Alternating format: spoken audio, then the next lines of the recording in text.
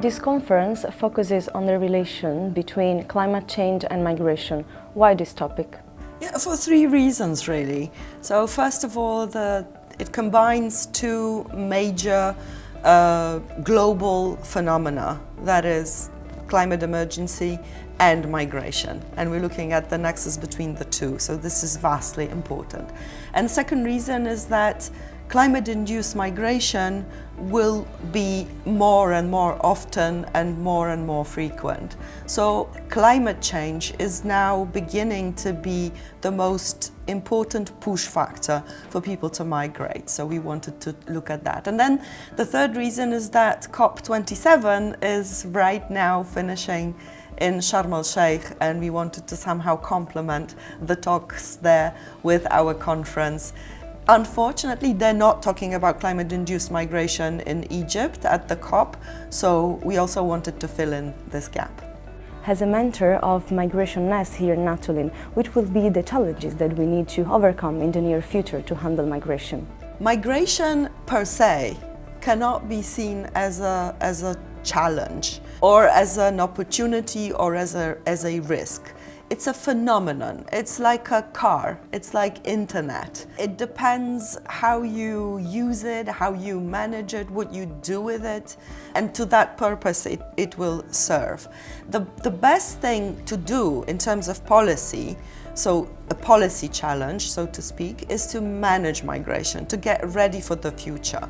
So if we know that more and more people will be on the move, they will move from the global south to the global north, because living conditions in the global south will become unbearable and life unlivable. So if we know something about the future, we need to put it into use in policy making. So we can already think of ways of promoting regular migration for people from the global south, prepare places, look for countries such as Germany that have many empty buildings, for example, where people can live, sort of see what there is to be offered and what there is to be given, so to speak. So I think migration can be managed a little bit politically in terms of policy, but we need to think in long term about the future. Migration is a phenomenon which will affect Africa in the near future. Why should we be interested in this phenomenon also in Europe? Well, first of all, Africa is our neighborhood, so there's only the Mediterranean Sea that divides the two continents.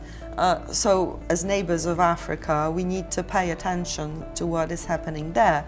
And this enormous climate pressure that people are facing in Africa will cause not only people to move, but also may cause social upheaval, security challenges, growing poverty gap. As neighbors, as rich neighbors of Africa, we have a sort of not only a policy logical way to think about the neighborhood, because we need to think about our neighborhood, but also we have some kind of moral responsibility as part of the global north and as an entity that is just so much richer than this very poor continent.